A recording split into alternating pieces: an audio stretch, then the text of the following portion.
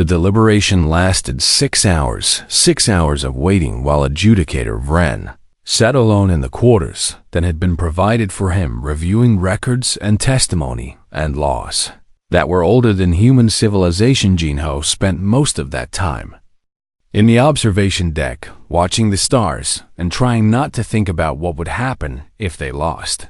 Sat beside him, her crystalline skin dim and exhausted, Captain Mireille came to check on them periodically, but even she seemed uncertain, and that was somehow more frightening than anything else. When the summons finally came, they gathered once again in the conference room. Torvax was already there with his warriors, and his expression suggested that he expected to win. Vren entered slowly and took his place at the head of the table. His compound eyes swept across the room, taking in every face. "I have reached a decision," he said. The silence was suffocating. The testimony provided by the Vethani was compelling. Vren continued, "In my many cycles as an arbitrator, I have never heard anything quite like it. The capacity for memory that she demonstrated goes far beyond what the original classification accounted for." Torvax leaned forward with satisfaction already showing in his yellow eyes. "However," Vren said, and the word hung in the air, "however, the original classification was conducted according to council-approved methodology. The scientists who performed the evaluation followed the established protocols. Their conclusions were reviewed and confirmed by the appropriate authorities. Regardless of my personal impressions, I cannot simply overturn 63 cycles of legal precedent based on a single testimony." Yeva made a small sound of despair, and her skin went white. Jinho felt his heart sink, but he kept his face steady. Mirrors did not move. "Therefore," Vren said, "I am prepared to rule in favor of the Cathari claim. The Vedani designated as Subject 774 is to be returned to her registered owners." Torvax smiled. It was a cold, triumphant smile, and Jinho wanted to wipe it off his face. "However," Mireille said suddenly, "I have something to add before you finalize your ruling." Vren's compound eyes shifted to her. "You have already spoken, Captain," he said. "The testimony phase is concluded." "This is not testimony," Mireille said. "This is a statement of policy from Earth sovereign space." She stood, and her voice carried the weight of absolute certainty. "Effective immediately, Earth will grant asylum to any Vedani who reaches human territory.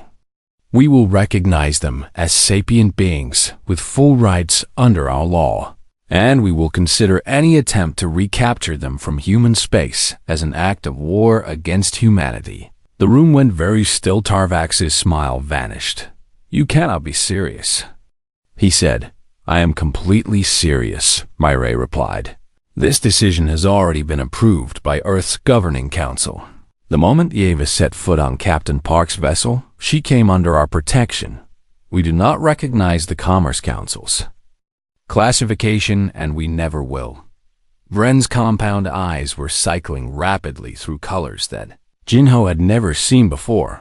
"Captain," the arbitrator said slowly, "do you understand what you are proposing? You are threatening war against the entire Commerce Council over a single escaped servant." "Not one," Mireille said. "All of them. Every sapient being that you have classified as property. Every species that you have decided does not count because it was convenient. We reject all of it." Torvax slammed his clawed hand against the table. "This is madness," he snarled. "Humanity is a minor power. You have been part of galactic civilization for barely a century. You do not have the strength to challenge the council." Mireille met his gaze without flinching. "Perhaps not," she said, "but we have something else. We have principles that we will not abandon, and we have learned that sometimes the universe only changes when someone is willing to stand up and say that the current system is wrong." She looked at Vren. "Adjudicator, you have the authority to rule in favor of the Cathari," she said. "But if you do, then you need to understand what comes next. We will take Yeva to human space anyway. The Cathari will follow.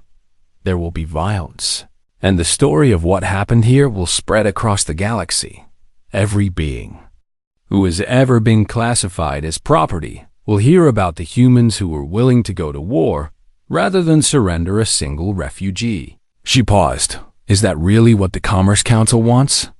The silence-stretched Vren sat motionless, processing. Her words Torvax looked between the arbitrator and the human captain with growing unease. Finally, Vren spoke. The Commerce Council values stability above all else. He said, open conflict with humanity over this matter would be costly and disruptive. More importantly, the publicity would be damaging. Other species are watching this proceeding. Some of them have their own populations under similar classifications. He turned his compound eyes to Yeva. I am modifying my ruling. He said, the Vevani designated as Subject 774 will be granted provisional sapient status pending further review. She will remain in human custody until that review is completed. Torvax exploded. You cannot do this, he roared. We have legal rights, we have contracts. You are allowing these primitives to dictate terms to the entire council. I am preserving stability, Vren replied coldly, which is my primary function. Commander Torvax, you are ordered to withdraw your vessels from this sector. Any attempt to interfere with the human ships will be considered an act of aggression against the council itself. Torvax looked like he wanted to attack someone, but his warriors placed restraining hands on his arms. This is not over, he said. Humanity will answer for this. You have made enemies today that you cannot comprehend. Murray smiled. It was not a warm smile. We have been making enemies since we crawled out of the caves, she said. We are still here. Torvax turned and stormed out of the room with his warriors close behind moments. Later the sensors showed the Kethari. Ships jumping to hyperspace, and the threat was finally gone. Vren rose from his seat and approached Yeva. You spoke well, young one, he said, and there was something that might have been respect in his ancient voice. The review process will take time, but I suspect the outcome will not favor those who classified your people. Your testimony will be added to the official record. It will be heard. Yeva looked up at him with tears in her dark eyes. Thank you, she whispered. Vren made a gesture that might have been a bow, and then he too was gone. In the aftermath, Jinho found himself alone with Yeva on the observation deck once. Again the stars stretched out before them, infinite and uncaring and somehow beautiful. What happens now? Yeva asked. Captain Myray offered to take you to Earth. Jinho said, you would be safe there. You could build a new life. Yeva was quiet for a moment. I have a different request, she said. What is that? She looked at him, and her crystalline skin pulsed with colors that he was beginning to understand. Take me with you, she said. On the wandering star, I want to learn how to fly. I want to see the places you have seen. I want to help others the way you help me.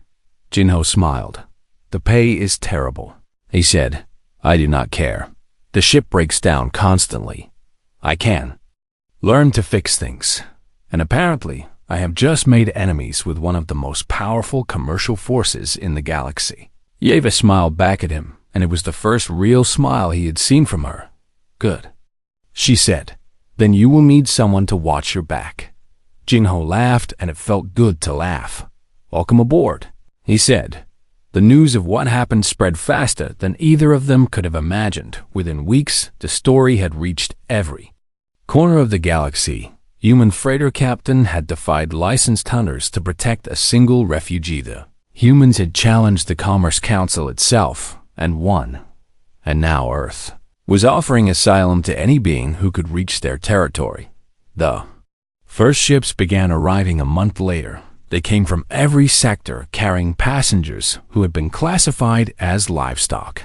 And servants and property, they came because they had heard the story and they had seen that change was possibly understood. Beside Jinho on the bridge of the Wandering Star and watched the traffic on the long-range sensors. There are so many, she said. This is just the beginning.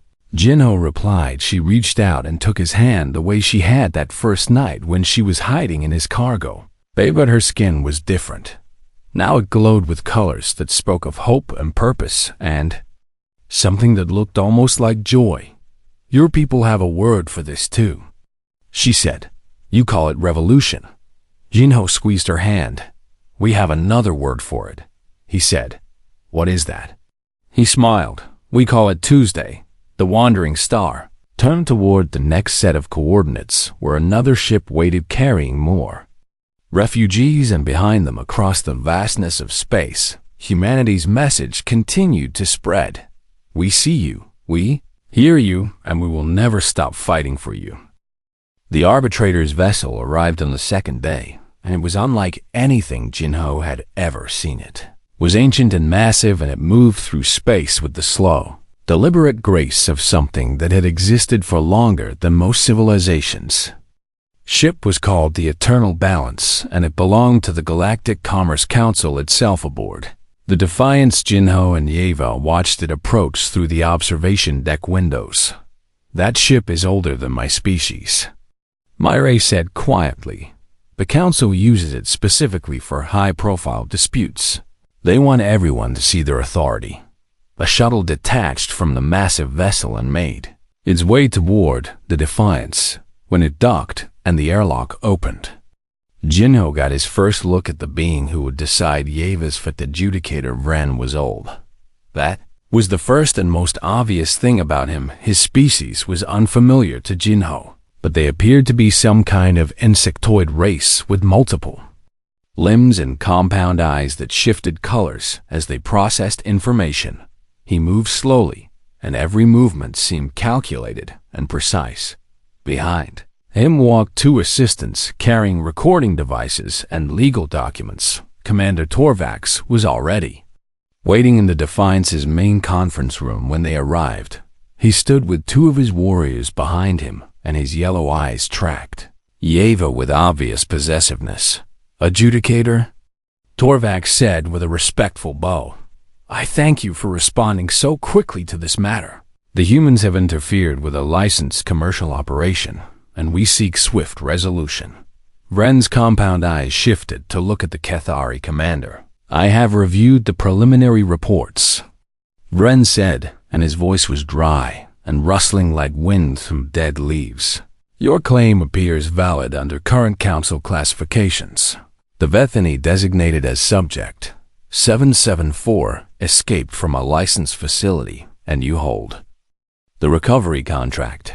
Yeva flinched at being called a number. Jinho put a hand on her shoulder to steady her. However, Vren continued, the humans have also filed a counterclaim. They assert that their vessels constitute sovereign territory, and that the Vethany in question has requested asylum under their domestic laws.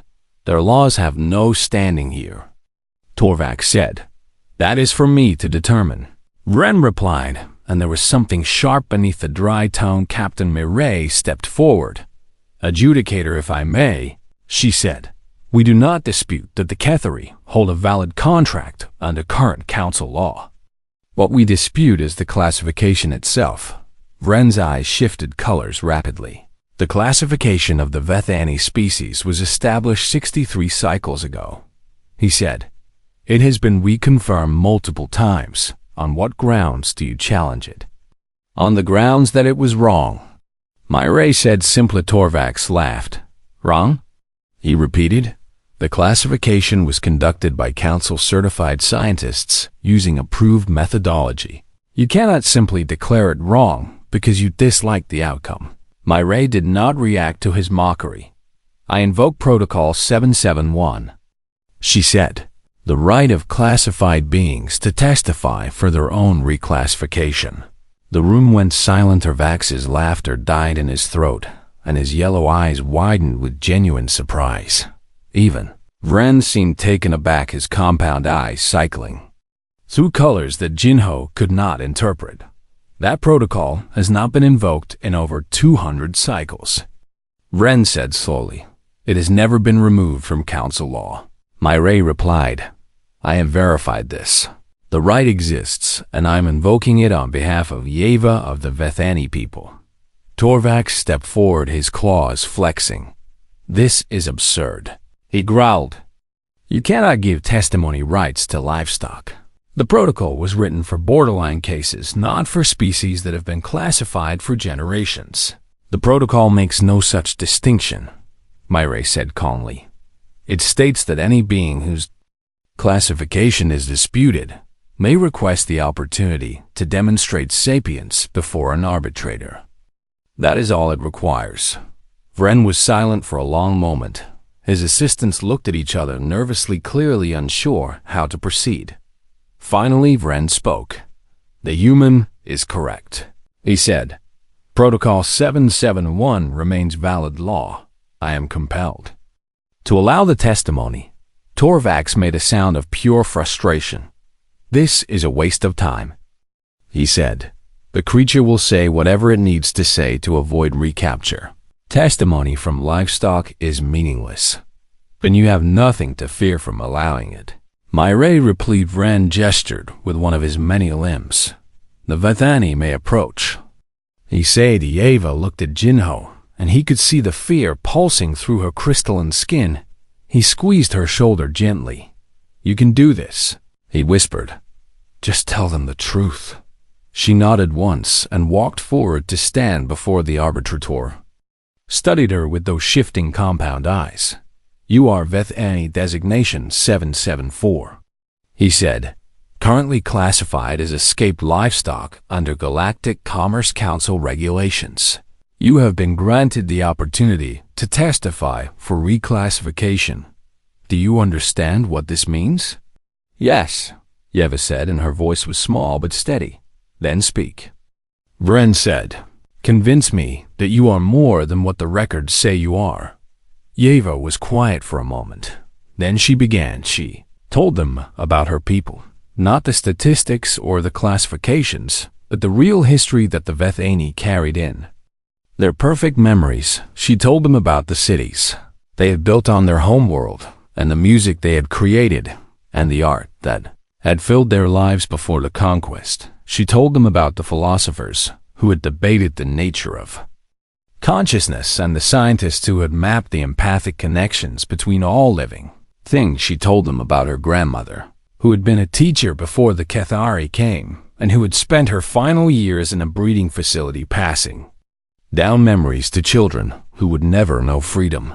"We remember everything," Yeva said, and her voice grew stronger as she spoke. "That is our gift and our curse. I carry my grandmother's memories inside me. I remember what it felt like when the soldiers came. I remember the fear and the confusion, and the moment when she understood that everything was ending.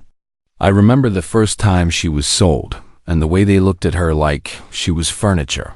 I remember every day of her captivity, and every day of my mother's captivity, and every day of my own. Her crystalline skin was pulsing with colors. Now, deep blues and purples that spoke of grief too vast to contain. 3 generations, she said. 3 generations of perfect memory, of carrying every wound and every cruelty and every moment of despair. And you ask me to prove that I'm sapient?" She looked directly at Vren. "I dream," she said. "I hope. I fear. I love. I grieve. I question whether there is meaning to my existence. I wonder what happens after death. I compose poetry in my head during the long nights in the facility. I give names to the stars I can see through the windows. I am terrified right now that you will send me back, and I will spend the rest of my life as a thing to be used. Is that not enough?" Vren said nothing. His compound eyes had stopped shifting and were fixed on her with an intensity that seemed almost painful. "I have one more thing to say," Yeva continued. "You asked me to convince you that I am more than the records say. But I want to ask you something instead. How did you convince yourselves that I was not?" She turned to look at Torvax. "You have bought and sold my people for 3 generations," she said. "You have bred us and trained us and used us. You must have seen us cry. You must have heard us beg. You must have felt our fear because that is what we are. We project what we feel. You have felt our pain and our terror and our hope every single day. And you chose to believe that we were not real, not because the evidence told you so, but because it was more convenient." She turned back to Vren. "That is my testimony," she said. "I am Yeva of the Veth Ani people. I am not livestock. I never was." The silence in the room was absolute. Vren remained motionless for a long moment, and Jinho could not read anything in those alien features. Then slowly the arbitrator spoke. "Your testimony has been recorded," he said. "I will consider it in my deliberations." Torvax stepped forward. "Adjudicator, this changes nothing," he said urgently. "Emotional appeals do not override established law. The classification stands and the creature must be returned." Vren looked at him with those ancient compound eyes. "I said I will consider it," he repeated. "This proceeding is in recess." He turned and walked out of the room with his assistants hurrying behind him. Nerva stood alone in the center of the room, trembling with exhaustion. Jinho went to her immediately, and she collapsed against him, her crystalline skin flickering with too many colors to count. "Did I do well?" she whispered. "You were incredible," he said, but as he looked at Torvax's furious face, he knew that the hardest part was still to come. The Defiance was not a large ship by galactic standards, but she was built for one purpose, and that purpose was violence. Her hull was angular and armored and bristling with weapons that the Commerce Council had officially classified as excessive. Captain Co. Myray stood on her bridge watching the Kethari vessels on her tactical display, and her expression was carved from stone. She was a small woman with silver streaking through her black hair and eyes that had seen too many battles to be impressed by threats. Beside her stood her first officer, Commander Yoon Tae-jun, who was already running calculations on enemy weapon ranges. 3 hunting vessels, Tae-jun said. Standard armament for their class. They outgun us, but not by much. And they are not built for ship-to-ship combat. Neither are we supposed to be, Myray replied. Patrol ships are for peacekeeping, not warfare. Someone should tell our engineers that, Tae-jun said with a thin smile. The com crackled with an incoming transmission, and Myray nodded for it to be put through. Commander Torvax's face appeared on screen, and he did not look pleased. "Human captain," he said, "you are interfering in a licensed commercial operation. The creature aboard that freighter is legally classified property under Galactic Commerce Council regulations. You have no authority here." Myray clasped her hands behind her back. "I heard the distress beacon," she said. Captain Park Jino stated that a sapient being had requested asylum aboard his vessel. Under Earth law, that claim supersedes your commercial licenses. Your law means nothing outside your territory. Torvax snapped. "This ship is Earth territory," Myray replied calmly. "And so is the Wandering Star. Every human vessel carries our flag and our values. We do not hand over refugees to slavers." Torvax's face twisted with anger. "You call us slavers, but you understand nothing," he said. The Veth Ani were evaluated by the Commerce Council's own scientists. Their sentience was measured and found insufficient for full classification. They are livestock. This is not cruelty. It is simply the natural order. Moray's expression did not change, but her voice dropped several degrees in temperature. "We have a saying on Earth," she said. "History is full of people who justified terrible things by calling them natural. We stopped listening to those people a long time ago. You risk war for one escaped creature?" Torvax demanded. "If necessary," Myray said. There was a long pause. Torvax studied her face, looking for any sign of bluffing, and found none. "More ships are coming," he said finally. "Both yours and mine. This will be decided, but not today. I am withdrawing my boarding party, but this matter is not finished. Human. The Commerce Council will hear of this." "I am counting on it," Myray replied. The connection cut. Off aboard the Wandering Star, Jinho leaned against the corridor wall and watched the Kethari warriors drag their unconscious companions back toward their boarding craft. Torvax paused at the airlock and looked at him with cold yellow eyes. "You fought well." For a weak species, the commander said. It will not save you. The council will rule in our favor, and when they do, I will come back for what is mine. And I will make sure you suffer for this inconvenience. Jinho met his gaze. Without flinching, I will be here, he said. Torvax made a sound that might have been a laugh, and then he was gone. The boarding craft detached, and the 3 hunting vessels pulled back to a safe distance, but they did not leave. They were waiting. An hour later, Jinho was sitting in the medical bay of the Defiance while a human doctor worked on his. Wanzieva sat beside him, still trembling, but no longer hiding. Her crystalline skin had settled into softer colors, now blues and greens, that spoke of cautious hope. Captain Mayray entered the medical bay and looked at them both with measuring eyes. Captain Park, she said. That was either very brave or very stupid. Probably both. Jinho admitted. Mayray almost smiled. The Kethari have filed a formal complaint with the Commerce Council, she said. They are demanding the immediate return of what they call their property. An arbitrator is being dispatched to resolve the dispute. Yeva's skin flickered with fear. They will rule against us, she whispered. They always do. The council created the laws that made us property in the first place. Mayray pulled up a chair and sat down facing her. What is your name? She asked. Yeva, the girl replied.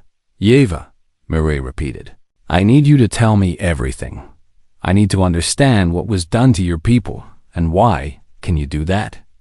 Yeva looked at Jinho and he nodded encouragingly. She took a breath and began to speak. The Vethani had once been a peaceful species, she explained. They lived on a small world rich in rare crystals, and they had developed their empathic abilities over thousands of years. They could feel what others felt, and more importantly, they could project calm and comfort. This made them valuable when the Kethori conquered them 3 generations ago. The Commerce Council was asked to classify the Vethani for trade purposes. The council's scientists conducted tests, and those tests were designed to fail. They measured intelligence using metrics that favored aggressive species, and they measured autonomy using standards that the Vethani's cooperative culture could not meet. The ruling came down quickly. Insufficient sentience for full classification. The Vethani were reclassified as livestock, and their fate was sealed. Now they were bred in facilities and sold across the galaxy. Wealthy species bought them as servants because a Vethani could sense what their master wanted before they even asked. They were used in negotiations because they could read the emotions of everyone in the room. Some were used for darker purposes that Yeva could not bring herself to describe. My grandmother remembered freedom, Yeva said, and her voice was hollow. She passed those memories to my mother, and my mother passed them to me. We remember everything. That is part of what makes us valuable. We cannot forget. Every generation carries the weight of all the pain that came before. Mayray was silent for a long moment. The arbitrator will arrive within 2 days, she finally said. Under council rules, the Kethori have legal standing, and we have very little. But there may be a way. What way? Jinho asked. An old protocol, Mayray said. It was written into council law centuries ago by a species that no longer exists. It allows classified beings to testify for their own reclassification. It has never been successfully used, but it has also never been formally removed. They will not allow it, Yeva said. The Kethari will object. They will, Mayray agreed. But the arbitrator has the authority to allow it anyway, if we can give them a reason. Yeva, I need you to be ready to tell your story again. Not just to me, but to someone who has the power to change things. Yeva's skin pulsed with uncertainty. I am afraid, she admitted. Mayray leaned forward and her voice softened. So am I, she said. But fear has never stopped humans from doing what needs to be done. We learned a long time ago that the only way to change unjust laws is to stand up and force the universe to look at what those laws actually do. She stood and straightened her uniform. "Get some rest," she said. "Both of you, the hard part is still coming." She left the medical bay, and Eva looked at Jinho with wonder in her dark eyes. "Your people are strange," she said. "I know." Jinho replied, "You fight when you cannot win." Eva continued, "You challenge laws that everyone else accepts. You risk everything for strangers. Why?" Jinho thought about it for a moment. "Because someone has to," he said. "Because if everyone stays quiet, then nothing ever changes. And because my grandmother used to tell me that the universe does not give us fairness. We have to make it ourselves." Eva was quiet for a long time. Then slowly, carefully, she reached out and took his hand. "Thank you," she whispered, "for everything." Outside the viewport, the Kethari ships waited like predators, circling wounded prey. But they were not alone anymore, and the hunt was far from over. Commander Torvax of the Kethari hunting vessel Crimson Fang had been tracking escaped livestock for over 40 cycles. He had never failed to retrieve a target. His species was built for pursuit with long limbs and keen senses and a patience that could outlast stars. They were the galaxy's premier hunters, and the Commerce Council paid them well for their services. This particular target had been running for 3 weeks now, a young Vithani female who had somehow slipped her handlers during a transfer between breeding facilities. Her owners were offering a substantial bounty, and Torvax intended to collect. But now this human was standing in his way. Rovax studied the freighter on his display screen and felt something close to amusement. The vessel was ancient and poorly maintained, and its weapons were so outdated that his sensors barely registered them as threats. Human inside had no chance of survival if Torvax chose to destroy him, and yet the creature was refusing to surrender. "Commander," his second officer said, "the human has activated a distress beacon. It is broadcasting on their species' communication frequencies." Torvax made a dismissive gesture with one clawed hand. "Let him broadcast," he said. "There are no human military vessels within response range. By the time anyone arrives, we will be long gone with our property." He opened the comm channel again. "Human," he said, letting his voice carry the weight of his authority. "I am giving you one final opportunity. Power down your vessel and surrender the livestock. Do this, and I will let you live.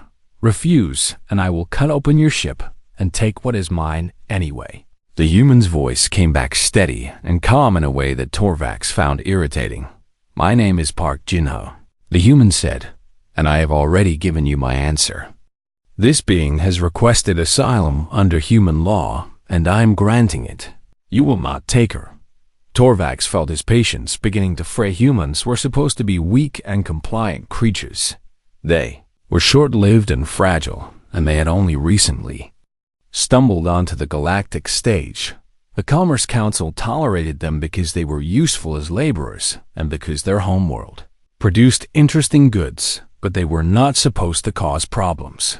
"You understand nothing," Torvax growled into the comm. "The Vithani were conquered legally 3 generations ago. Their sentience was officially downgraded by the Commerce Council. They are property under galactic law. Your personal feelings do not change this. Then galactic law is wrong."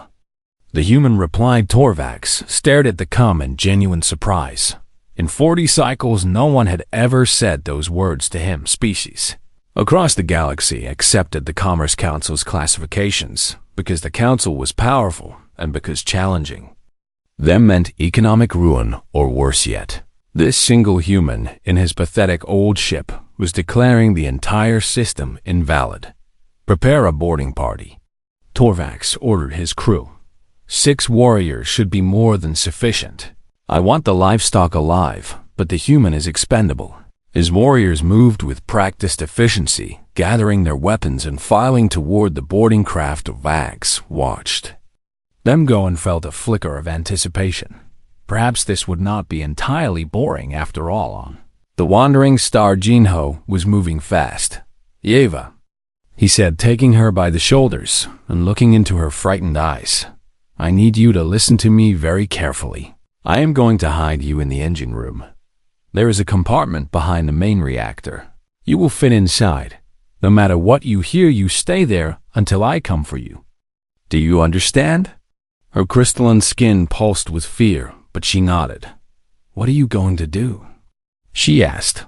I am going to have a conversation with our guests, Jinho said, and there was something hard in his voice that had not been there before. He led her through the ship, quickly pointing out the path in case she needed to run. The engine room was hot and loud and smelled of old fuel, but Yeva did not complain. She squeezed into the compartment behind the reactor and looked up at him with those dark eyes.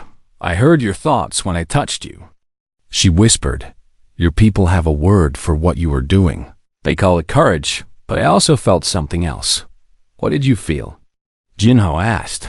You are afraid, Yeva said, but you are doing this anyway. Among my people that was once considered the highest virtue. Before they broke us, before they taught us that we were only property.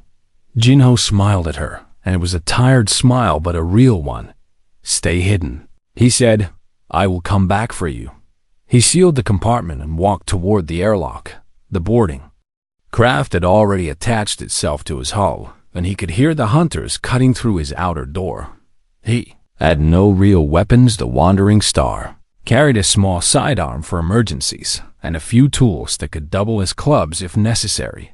Against 6 Cathari warriors, it was not much, but Jinho had something else. He knew his ship, every corridor and every corner and every place where his ceiling was low enough to cause problems for tall species. Cathari were built for open pursuit, not for fighting in cramped spaces, and Jinho had spent 5 years learning how to survive in places where survival was not expected. Airlock door blew inward, and the first warrior stepped through. He was enormous, nearly 7 feet tall, with gray-scaled skin and eyes that glowed faintly yellow. He carried a weapon that looked like it could cut through steel. He looked at Jinho with contempt. Small creature. The warrior said, Where is the livestock? She is under my protection, Jinho replied. The warrior laughed and reached for him. Jinho ducked under the grab and slammed his elbow into the warrior's throat. Cathari staggered backward, choking. And Jinho used that moment to run. He did not run away from the hunters. Ran deeper into his ship, where the corridors were narrower and the lighting was worse. The warriors followed him, cursing in their harsh language. They were fast, but they were not careful. They did not know about the loose panel in Corridor 7 that Jinho had been meaning to fix for months. The first warrior tripped over it and went down hard. Jinho was on him immediately, slamming the heavy wrench he had grabbed from the wall into the back of the warrior's head. One down. The others came at him in a rush, and the fight became a blur of violence. Jinho took hits that made his vision swim. He felt claws tear through his shoulder and something crack in his ribs, but he kept fighting. He used the pipes overhead to swing himself out of reach, used the ship's sudden turns and dead ends to separate the warriors from each other. He fought the way humans had always fought when facing stronger enemies, with stubbornness and fury, and an absolute refusal to accept defeat. 3 warriors lay unconscious on his floors when Torvax finally stepped aboard. The commander looked at the carnage with cold eyes, and then looked at Jinho, who was bleeding from a dozen wounds and barely standing. Impressive, Torvax admitted. For a lower species, he raised his weapon. But this ends now.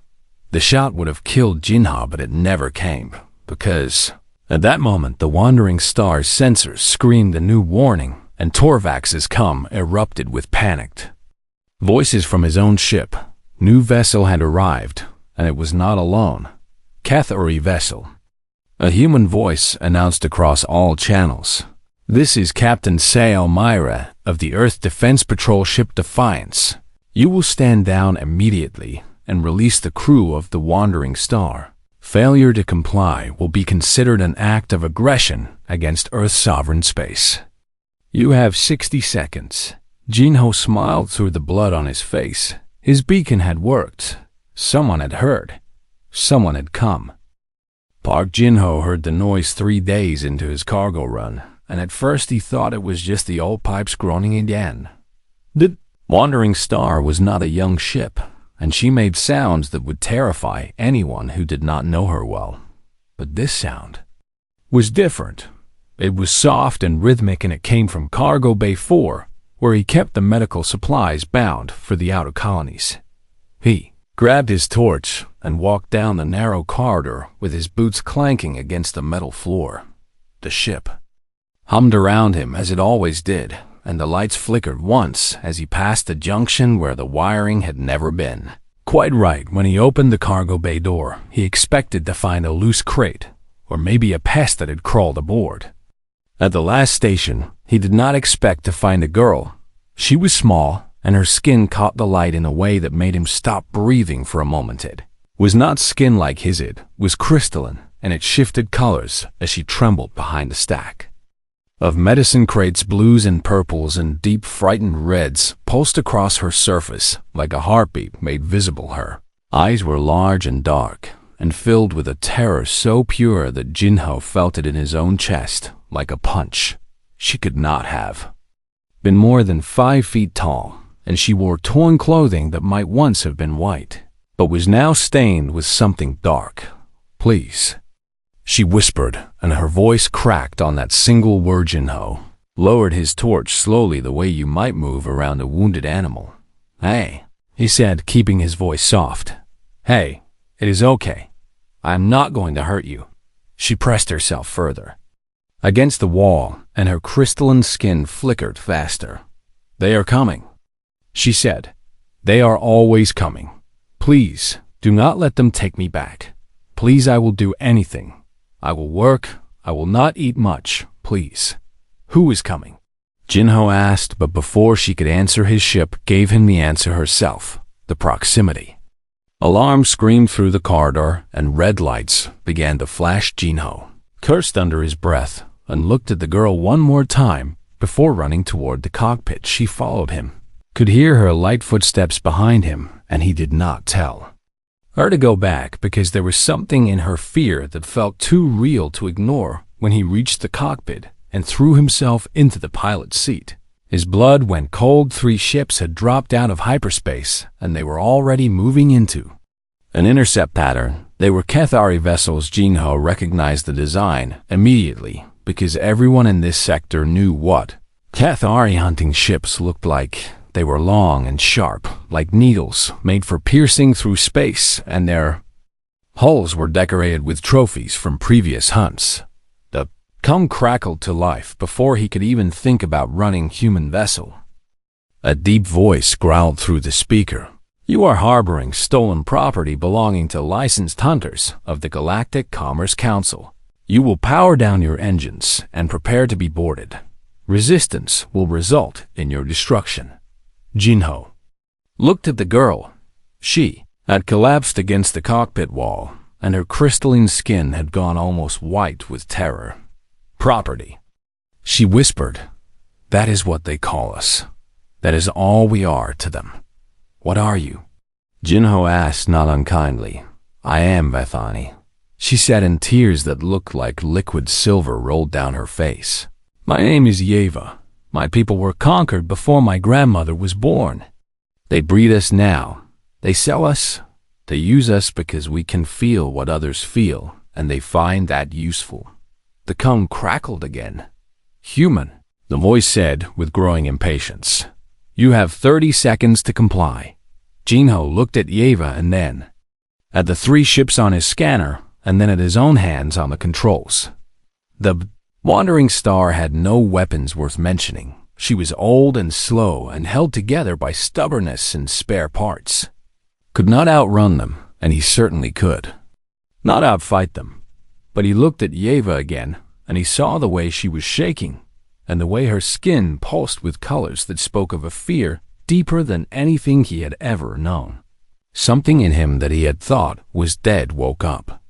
"This is Captain Park Jin-ho of the Earth-registered freighter Wandering Star," he said into the cum, and his voice was steady, even though his heart was pounding. I acknowledge your hail, but I cannot comply with your demands. There was silence on the other end for a long moment then. The voice returned, and it sounded almost amused. Cannot comply? It repeated. Human, you seem to misunderstand your situation. We are licensed hunters operating under full authority of the Galactic Commerce Council. That creature is legally classified as escaped livestock. You have no standing to refuse us. Jinho felt Yeva's hand grip his arm, and her touch was cool and trembling. Please. She whispered again. Please, I do not want to go back. They will punish me. They will hurt me. Please. He covered her hand with his own under-earth sovereign space law. Jinho said into the calm. All sapient beings have protected status aboard human vessels. This ship is registered as Earth territory, and I do not recognize any law that classifies thinking beings as property. The silence stretched longer this time, when the hunter commander spoke. Again, all the amusement was gone from his voice. You are not in human space, little creature, he said. Your laws mean nothing here, and your pathetic little freighter cannot protect you from what is coming. Jinho watched as the three ships began to move closer. Their weapons were powering up, and he could see the glow of their targeting. Systems locking onto his HULLHE reached for the emergency beacon under his console. It was old and he had never used it, and he was not even sure it still worked, but he activated it anyway and set it to broadcast on all human frequencies to any human vessel in range. He said, This is Captain Park Jinho of the Wandering Star. I have a sapient being requesting asylum aboard my ship, and we are being threatened by Cathari hunters. I am invoking Protection Protocol 7. Please respond. The beacon pulsed out into the darkness of space, carrying his voice further than his little ship could ever go. Eva stared at him with those large dark eyes, and he could see something new flickering across her. Crystalline skin. It was small and fragile, but it was there. It was hope. Why? She asked in a voice barely above a whisper. You do not know me. You do not owe me anything. Why would you risk your life for someone you just met? Jinho looked at the approaching ships and then back at her. Because, he said, where I come from we have a saying. The measure of a person is not how they treat their equals, but how they treat those who cannot fight back. He squeezed her hand once, and I am not going to let anyone take you while I am still breathing. The first warning shot slammed into the space just off his starboard bow, and the Wandering Star shuddered. Ideva screamed and pressed herself against him, and Jinho held her steady with one hand while the other stayed on the controls. The hunters were done waiting. They were coming.